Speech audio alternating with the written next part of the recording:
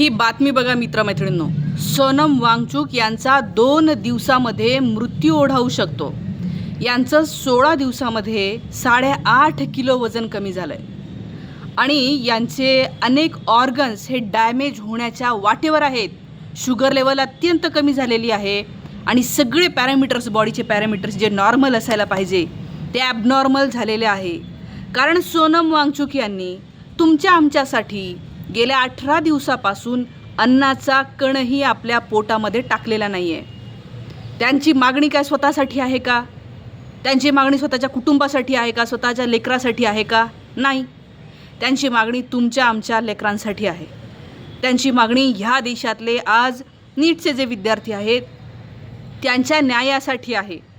ते मागणी करत आहेत की शिक्षण मंत्री असलेल्या धर्मेंद्र प्रधानांनी, की ज्यांच्या काळात 7 वेळा पेपरफुटी झालेली आहे, धर्मेंद्र प्रधानच्या काळातच 7 वेळा पेपरफुटी झाली, या माणसांनी राजीनामा द्यावा ही साधी मागणी करते का?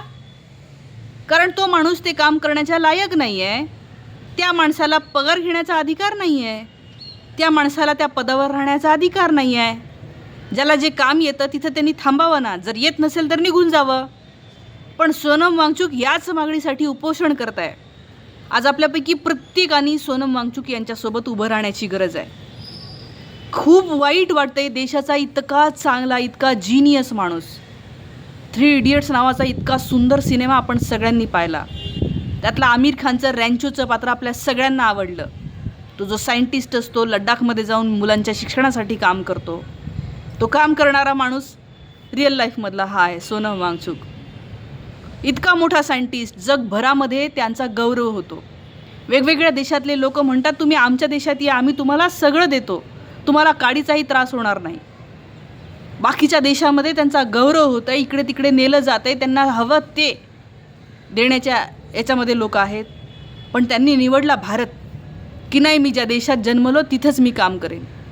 आणि या ठिकाणी काम करताना त्यांच्या पदरी काय आलं तर इतके दिवस उपाशी राहावं लागते, ते पण एक राजीनामा घेण्यासाठी. लोक त्यांना अँटी नॅशनल म्हणायला लागलेले आहे. NSA काय काय लावलेलं म्हणत आहे. इतके खोटारडे लोक आहेत.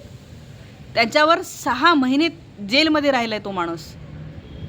त्यांच्यावर जे लावलं होतं ते काढून टाकलं सरकारने, कारण त्यांना कळलं की हे खोटं आहे, कोर्टामध्ये आपली नाचक्की होईल, म्हणून ते काढून टाकलं आहे.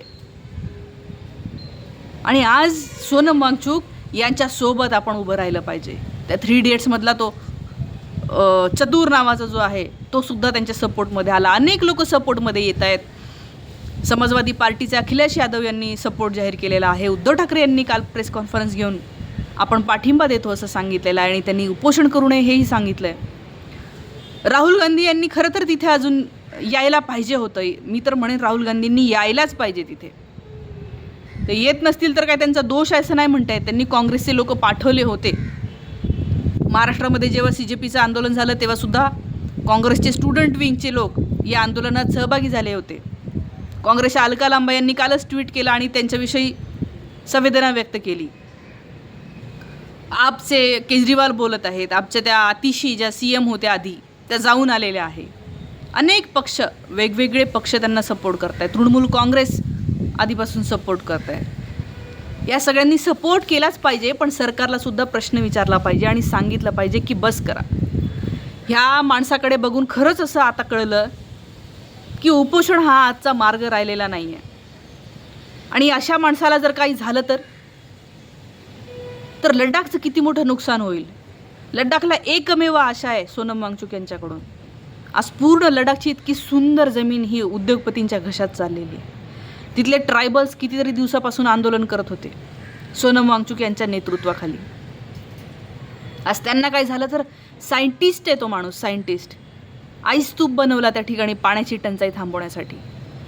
आपले जवान, कालच एका जवानाने व्हिडिओ केला, म्हणे आमच्या इकडे -50 डिग्री टेम्परेचर असतं. -50, विचार करा. इतक्या थंडीत आम्हाला ऊब देण्यासाठी सोनम वांगचुक यांनी एक टेंट उभारला म्हणे. तिथे आम्ही राहू शकतो. आपल्या आर्मीसाठी केवढं मोठं काम केलं आहे त्यांनी. सरकारकडून पैसा नाही घेतला, मदत नाही घेतली कोणाची. का केलं तर जे या देशाप्रती असलेला निस्सीम प्रेम. आणि असं इतकं चांगल्या माणसाला, इतक्या सद्गुणी माणसाला, इतक्या देव माणसाला या देशामध्ये काय ट्रीटमेंट मिळते. फार वाईट वाटतं की अरे आपण कोणत्या लोकांना निवडून दिलं. आपण खूप मोठी चूक केली. या पक्षाच्या लोकांना आपण निवडून दिलं. आज खूप लोक जागे झाले आहेत. अनेकांना हळहळते, अनेकांना त्रास होतोय की अरे आम्ही कसं काय यांना निवडून दिलं, की एवढे निर्लज्ज. अरे या देशामध्ये एका दिवसात राजीनामा दिला जायचा. कोणाही उपोषणाला बसायची गरज नव्हती.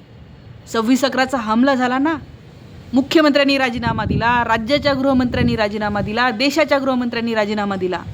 एक आतंकवादी हमला झाला होता तेव्हा 26/11/2008चा काँग्रेसचा काळ होता. तेव्हा कोणी म्हणलं नाही राजीनामा द्या.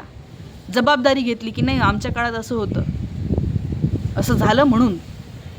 पहलगामच्या हल्ला झाला, कितीतरी आतंकवादी बॉम्बस्फोट यांच्या काळात झाले, बीजेपीच्या काळात एकाने राजीनामा नाही दिला. तर तेव्हा एक हे होतं, मॉरॅलिटी नावाची गोष्ट त्यांच्या मनात होती की नाही गडे आपण पगार घेतोय ना, मग आपण काम नीट केलं पाहिजे. आणि जर काम नीट करत नसू तरी पगार घेत असू तर आपण नीतिवान व्यक्ती नाही आहोत. ही भावना होती. ती भावना यांच्यामध्ये नाही आहे. हे धर्माचं नाव घेतात. हे धर्म असं शिकवते, धर्म शिकवते खोटं वागा, दुसऱ्यांना त्रास द्या. एका जिनियस माणसाला, एका देव माणसाला मरणासन्न अवस्थेमध्ये सोडा. काय मूर्ख लोक आहेत हे. या सगळ्या लोकांच्या प्रती आपण प्रत्येकाने 2-2 ओळी तरी लिहिल्या पाहिजे. मी तुम्हाला आवाहन करते, आपल्या व्हॉट्सॲपवर आय सपोर्ट सोनम वांगचूक एवढं तरी लिहा कृपया, माझी विनंती आहे. हे एवढं जनसैलाब हे होऊ द्या. आणि माहिती मिळते की उद्या म्हणजे 16 जुलैला देशभरात सगळ्यांनी उपोषण करावं असं CJPने घोषित केलं आहे. तर सगळ्यांनी जिथे जमेल, जसं जमेल तसं उपोषण करावं आणि आपला पाठिंबा दर्शक करावा, सोशल मीडियावर टाकावं आणि हा आवाज वाढवावा, जेणेकरून त्या बहिऱ्या लोकांना ऐकू जाईल. या सगळ्याबद्दलच्या तुमच्या प्रतिक्रिया मित्रमैत्रिणींनो कमेंट करून नक्की सांगा. आपल्याला सोनम वांगचूक यांना गमवायचं नाही आहे आणि काहीही करू ना ते वाचले पाहिजे, म्हणून आपण प्रयत्न करूया. थांबते. धन्यवाद.